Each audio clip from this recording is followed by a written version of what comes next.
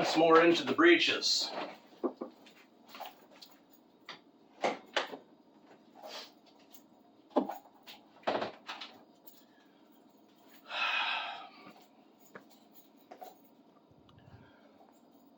So as it turns out,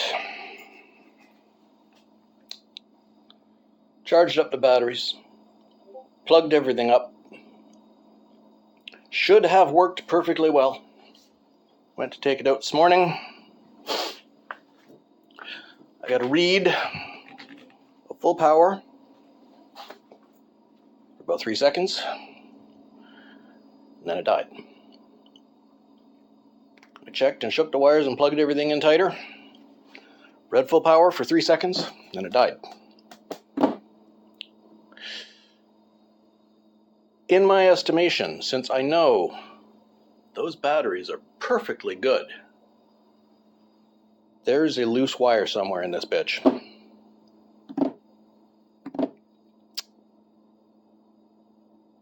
This calls into question my decision to replace the spare batteries that I had in it for testing, which died in exactly the same way.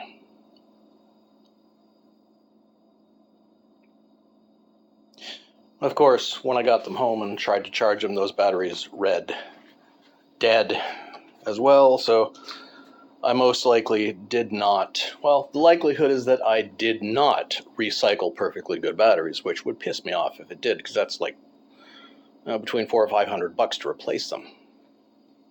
But let's cut her open and get started. I have to say, now I'm taking this thing apart, Gorilla Tape holds up really well. It's been a good few weeks that this thing has been down the bottom of that bike. Nothing leaking at all. Okay. Unbolt this seat pan. A couple of other minor repairs I'll do along the way, but open this up, see if I can't find that loose wire, tighten it back up. All right. Now I get another stand here so you can see what's going on. Found the other stand. There it is. I believe I found our loose connection. Luckily,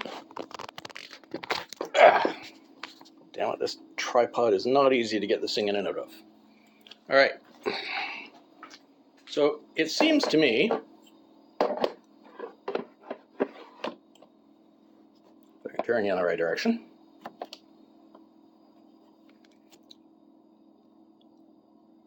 this key is on, the batteries are plugged in. Now watch this dashboard. When I push the plug in on one side, everything lights up the way it's supposed to be. If I push it in on the other side, it just says low battery and then dies. That's on one. Yeah, if I don't push it in, it does that. So that means it's a problem with the plug or the wiring inside one of the battery cases. That makes it a lot easier.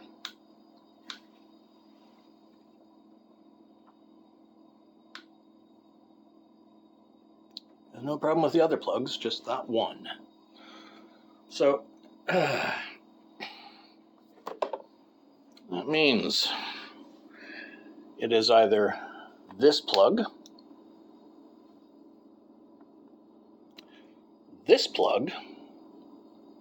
or possibly one of the wires leading off of this plug into the battery pack. Probably one of these two plugs. I'll see what I have for spares.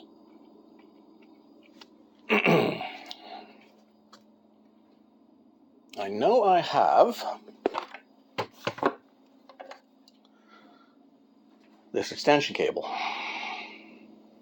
That's 2 good plugs in there.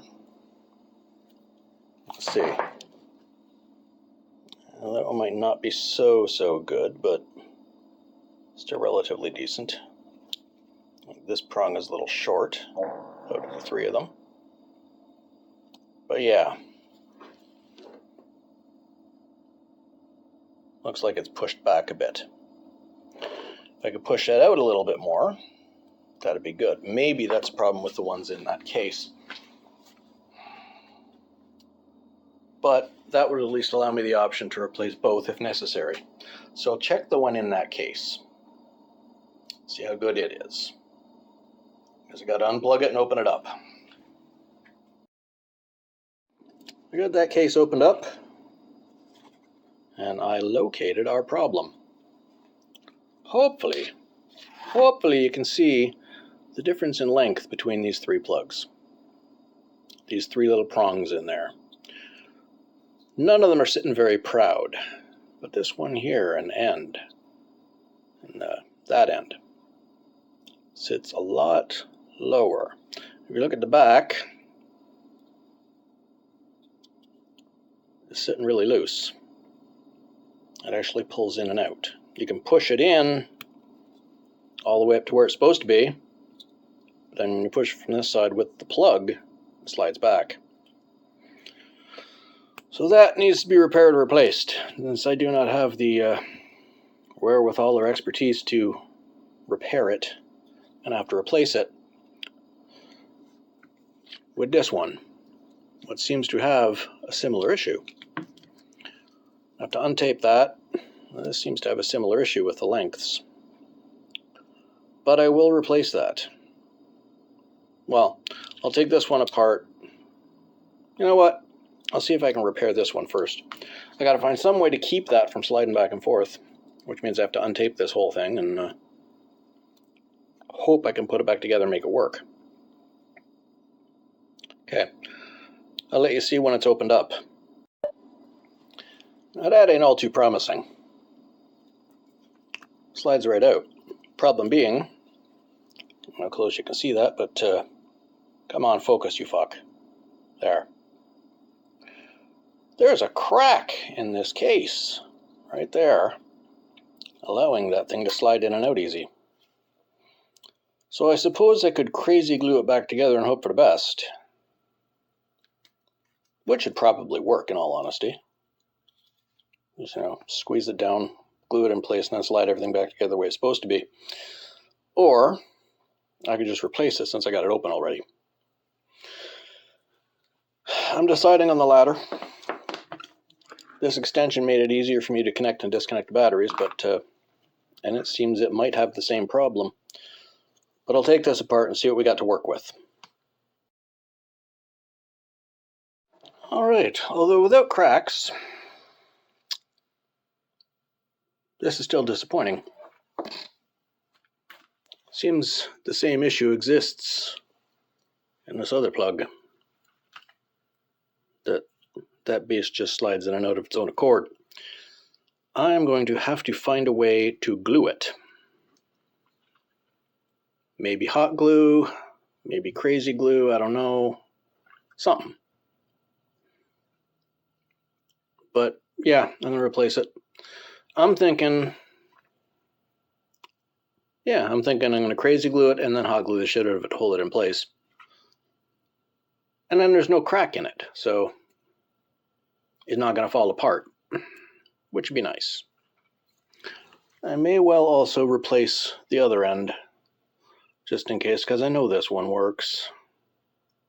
At least, then I can be sure there's not going to,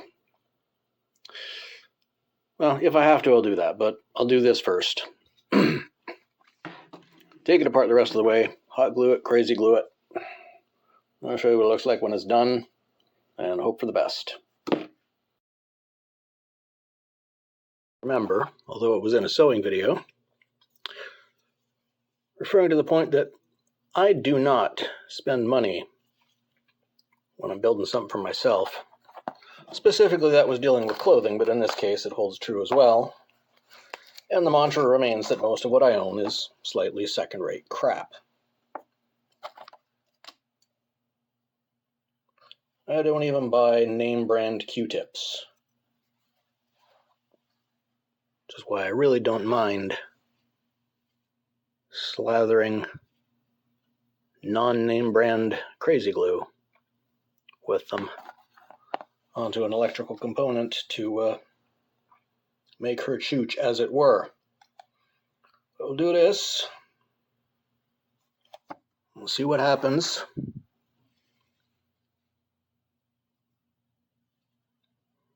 And get a good wad of that stuff in there everywhere it needs to be.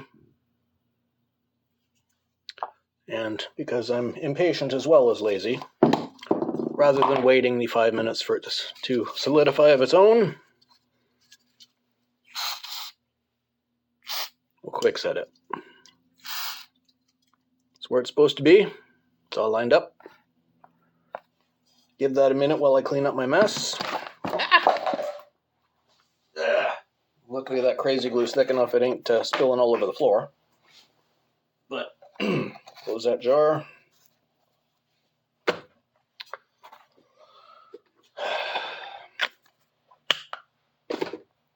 See how this works out once I hook the wiring back up. Unfortunately, that means I no longer have the extension cord to run over the top of the bike and make it easier to plug in and unplug wires. Now I have to actually run it under the bike ahead of the fender and not get it tangled with the rest of the mechanics. Put that bucket away. All the glue.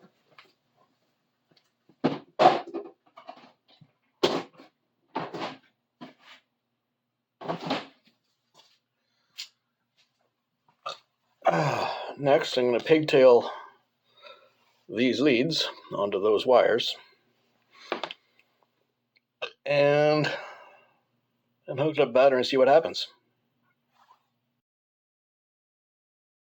Patches on this wiring harness make a quilt jealous, but as long as it works, I don't care. Let's hook it back up and see what happens. All right. So, for the purpose of testing, I've wired everything up. I have noted that plug, the new one I just replaced it with, that repair job with the glue didn't fucking work. Broke out again. But I pushed the wire into place just for the purpose of testing so that I will know 100% if that was the problem. All right, turned on. Full power, full lights. Everything works. So that was the problem. I did go through my bucket of wires and found, I think I put it back in the bucket of wires actually. No, I didn't. Where'd I set the damn thing now that I found it? There it is. A replacement plug which is not damaged and is not falling apart. So I'm going to take that.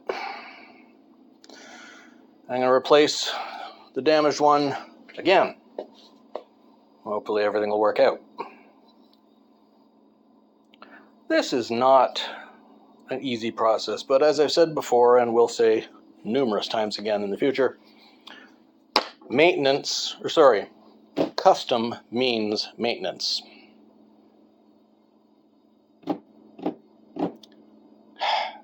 I decided I want to do this myself. I'm going to have to keep doing it over and over again ad infinitum until such point as everything works the way it's supposed to. And then something else is going to break. So I'll get that put back together. When it works, I'll show you. And then tomorrow, I'll actually be able to get out and ride this thing. Still got to put one more bolt in to hold it, but in the spirit of one thing after a fucking another, ring terminal broke off from it being bent back and forth too many times. So I have to replace that now too. I'll get that done. I'll put that last bolt in. Now we'll test it out again. Guess Mao's waiting for it too. Let's find out. Replace the socket twice.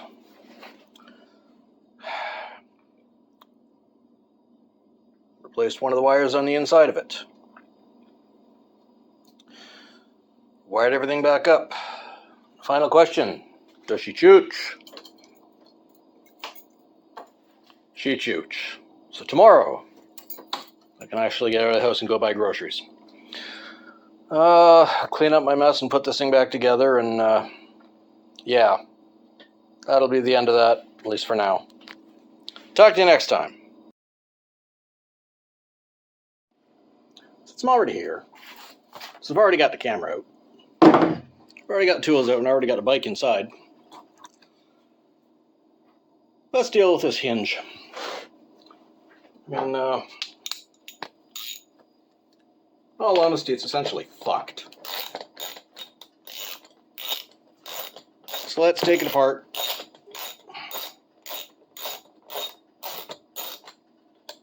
And fix it. First thing is take it off the seat. Make it easier to work with. There. So that's what we got to fix. The fact that the actual hinge itself, that piece there that it should attach to the bike, ain't no longer doing its job. Because it's been torn up and torn off. So I'm going to take a piece of sheet metal, measure it for that width, measure it for length, hammer it into shape, drill a couple holes in it, screw it down in place in 4 places on corners, and now I'll put the seat back on. That way, every time I unlock the seat, it won't come off completely. Okay, I'll start taking measurements and marking and cutting and show you when I make some progress. Glad and surprised about scrapping out that barbecue, that the amount of use I'm getting out of it. Just bits and pieces of metal for everything. It does a rough cut, I'll hammer that flat and let you know what happens next. I got everything in the way of everything else here, but I'm going to file off sharp edges on this before I actually start working with it, try and bend it in shape, because I don't want to slice my fingers off. Always a good idea. Once you get something cut to size,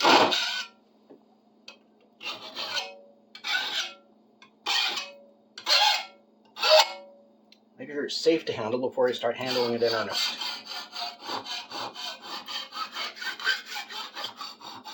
At least relatively so.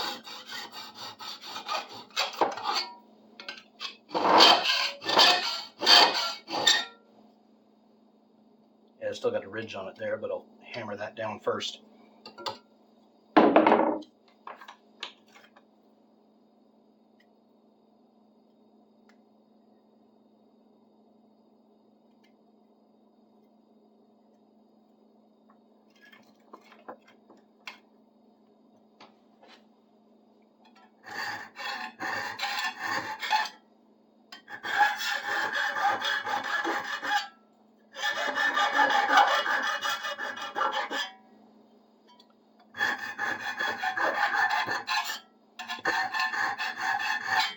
They're going to make factory quality anything, but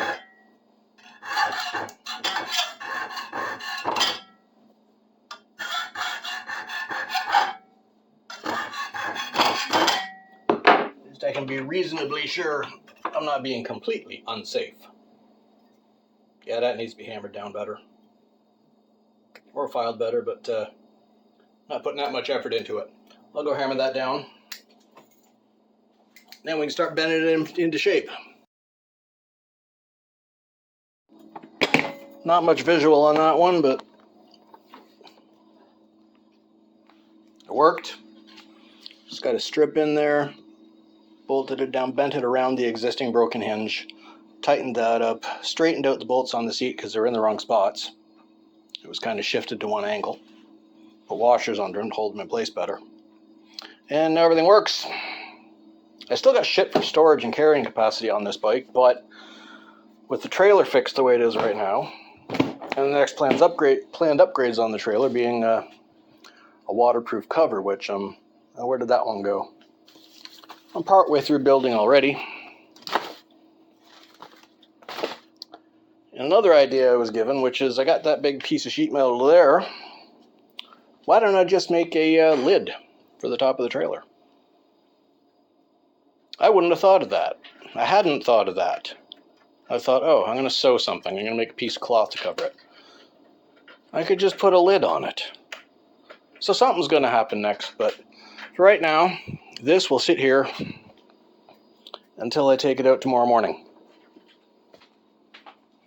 Which, yeah, I kind of need to take it out tomorrow morning. I was supposed to go pick up groceries this morning, but couldn't. So I'll have to do that tomorrow. Another step for the future is going to be replacing this basket with one that is hopefully a little deeper and probably twice as wide, wrapping around this pipe, or around this bar frame. Go the full width if I can. And as deep as possible.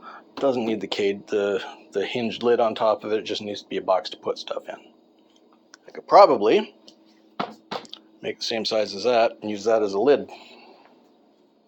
But as for today, that should be it. Did what I needed to do. Batteries are charged. All the wires are good now. So, see you next time.